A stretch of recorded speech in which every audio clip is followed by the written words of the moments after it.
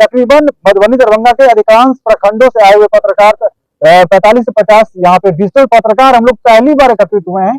और मधुबनी दरभंगा में पहली बार ऐसा हुआ है, शायद किसी प्रेस कॉन्फ्रेंस में भी इतने पत्रकार एकजुट होते होंगे। तो बेनीपट्टी की धरती पर मधुबनी में दूसरी बैठक में हम लोगों ने इस बात का, जैसा कि हमारे अध्यक्ष विवेक जी ने बताया कि पहली बार जब 7-8 आदमी बैठे थे दरभंगा में, और आज दूसरी बैठक में हमारी संख्या 40 से 50 के आसपास हो गई है। तो हम अपेक्षा यही करेंगे कि जो हमारी अगली बैठक जो जिले में ही मधुबनी में होगी, या तो जयनगर या फुलपरास हम लोग करें, वहां की जो डिजिटल पत्रकार है उन्हें एकत्रित करें, क्योंकि उनके लिए आना मुश्किल है, थोड़ा जो डिस्टेंस हो जाता है, थोड़ा प्रॉब्लम आती है। तो वहां तक हम लोग पहुंचेंगे, उन्हें बताएंगे कि संगठन का ध्येय क्या है, व्यूज क्या है, जुड़ने से क्या फायदा है, कैसे जुड़ेंगे। तो तमाम चीजों पर हम लोग काम कर रहे हैं। हमारा जो भी हमारे मेंबरशिप लेंगे वो मेंबरशिप अपडेट रहेगी वेबसाइट पर, जिन पर निष्कासन की कार्रवाई होगी उनका भी अपडेट रहेगा। जो भी हमारे प्लेटफॉर्म से जुड़ेंगे या हमारे चैनल से जुड़ेंगे, एक दूसरे को अच्छे ढंग से हम लोग एक तरह से उंगली थाम करके एक सदस्य को आगे बढ़ाने की कोशिश करेंगे।